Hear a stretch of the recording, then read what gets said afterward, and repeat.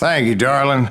It's interesting how the truth can sometimes seem might malleable, depending upon your point of view. Like how those dime novels make you out to be something you're not? Jack, don't be starting trouble. No, he's right. They do tend to exaggerate. Did they exaggerate your part in taking down the Daltons? Well, I was there in the flesh, boy, so I saw what happened firsthand.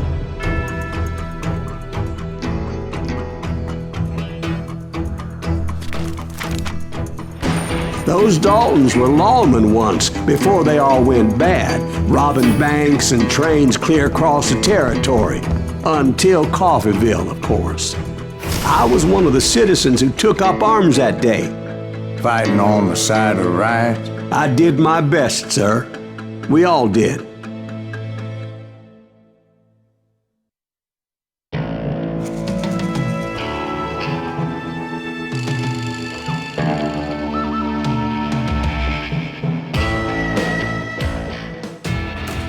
It was early morning. One of my friends was a local gunsmith, and he handed out firearms to anybody who'd take one. You see, the Daltons got it in their heads to rob 2 banks at the same time. 2 banks on the same damn street. He can't stand against the thug.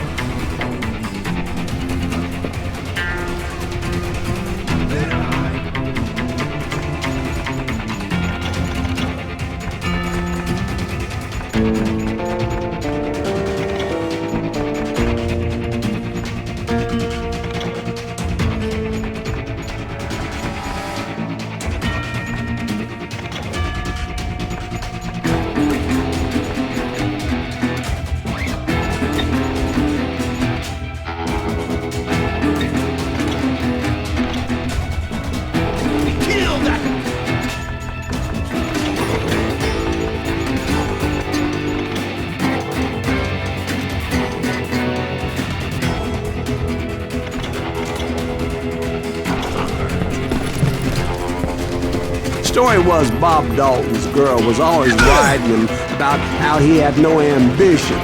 Oh, you're nobody next to Jesse James, she'd say. Finally, the bastard took his brothers to Coffeeville just to shut her up. Right. It's always the woman's fault.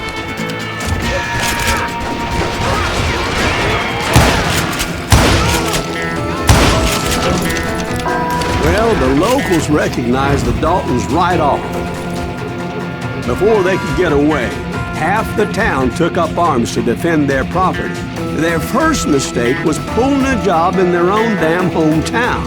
The boys grew up in Coffeeville, so everybody knew them. The bank teller tricked them, telling them the time lock on the safe wouldn't open till 9:30. Well, that gave the locals enough time to prepare an ambush for those sons of bitches. Hey, we got us a hero. Put some holes in him!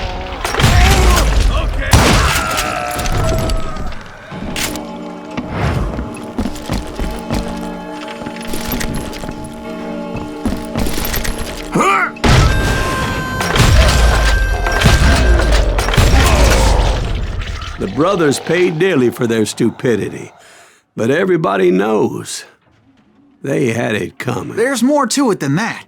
I read all about that day, so I know for a fact that it went down very differently. First of all, it was high noon.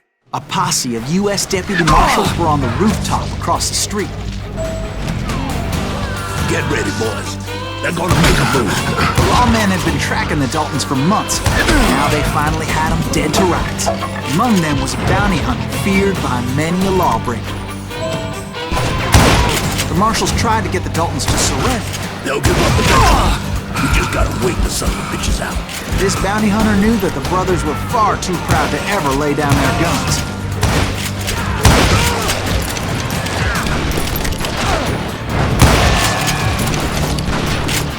He went in there alone to confront those criminals. One of the marshals shouted, "Where are you going? Are you crazy?" Hey, where do you think you're going, dumbass? That rifle's mine. But he paid him no mind. He saw a way to get around to the back of the bank. Then he figured out how to hit the Daltons from a direction they weren't expecting.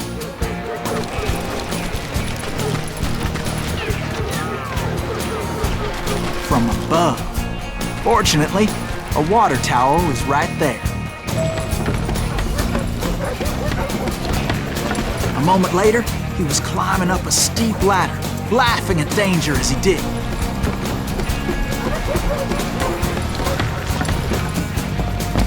It was brave men like him who risked their lives to tame this wild country.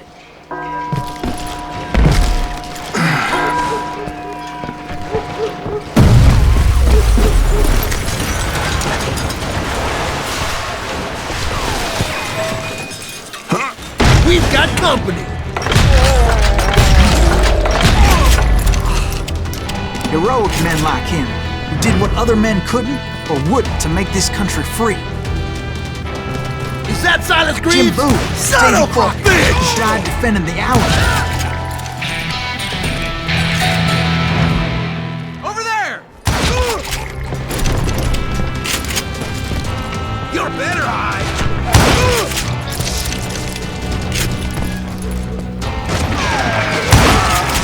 Rule the day!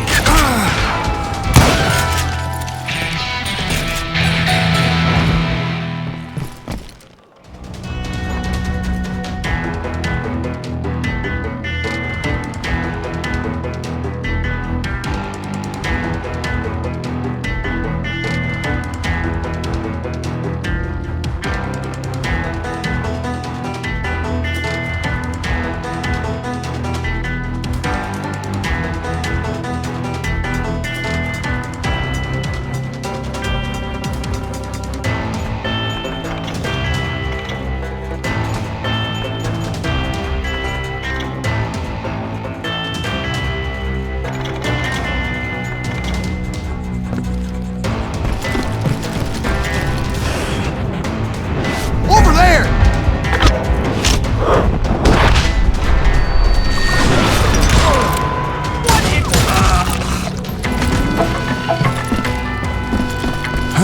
That's Silas Greaves! What the hell? Blam! He came away victorious, taking down those thieving Daltons.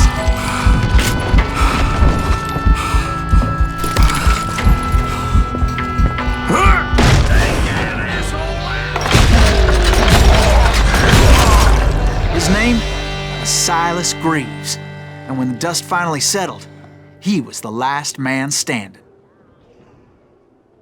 Sorry, kid, but that just wasn't the way it happened.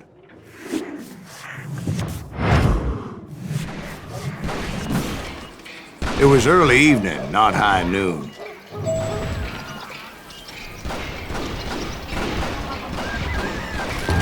I was late to the party and Coffeyville was already up in arms. The Daltons blew up a safe and were all set to hightail it out of there. Those pathetic deputies surrounding the bank were dropping like flies. It's you or me?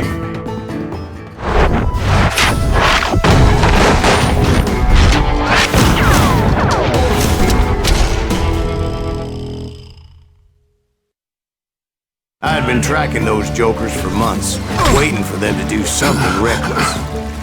Look at some bitch! And finally, they did. Those stupid bastards decided to rob two banks at the same time in the same town where everybody knew them. But they still had friends in Coffeyville.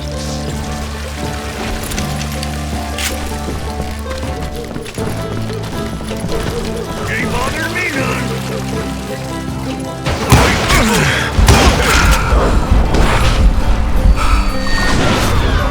Did I see that right?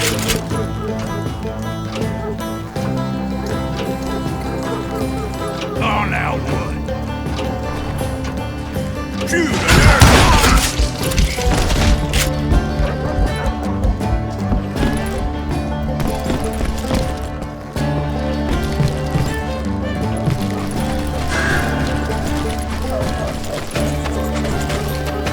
Hey, you got us an eagle? Put some rules in them! Those friends came after me like a pack of wild dogs, tooth and nail. They were coming at me from all directions.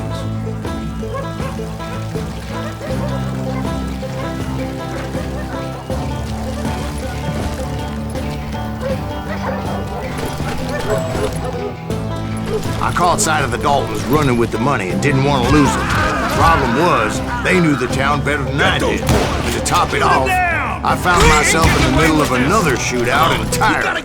Did the Daltons hole up in somebody's house? No, it was the Smiths, I believe. They were cousins of the Daltons.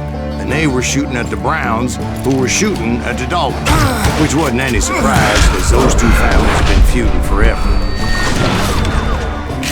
And since the Joneses are related to the Browns, they shot at the Smiths, pissing off the Heimhoffers, whose daughter recently married a Smith. Well, bullets were flying every which way as all the old feuds in Kansas caught fire all at once. There was a hell of a lot of pissed off people in Coffeyville that day. But that's just the way life is sometimes. Shit happens.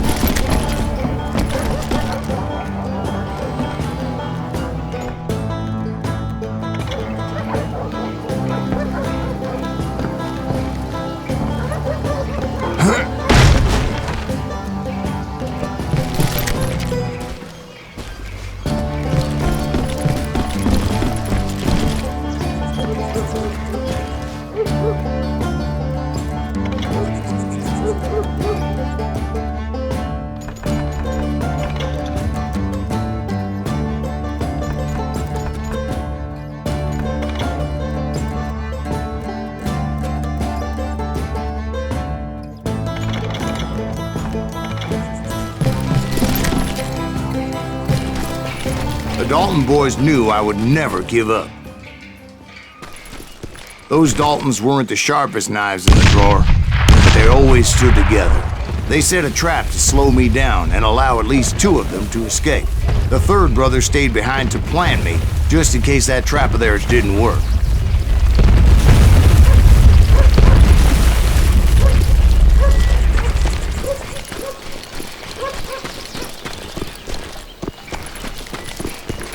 It was Emmett, the youngest, and he decided to stand his ground and face me down. I ain't afraid of you, Silas Reeves. This is where it ends for you. He was determined to protect his brothers. I understood how he felt. Taking me on all by his lonesome wasn't exactly a recipe for a long life. You where you stand.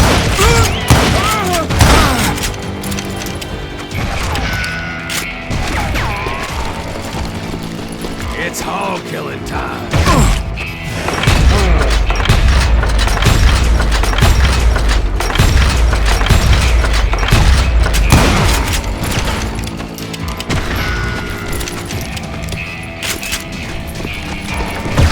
You ain't getting by me, Reeves.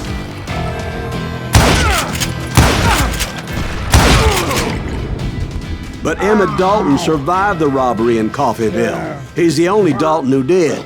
They say he was shot 23 times. Well, Dwight, who do you think put all those damn holes in him? But I have to admit, that boy had grit.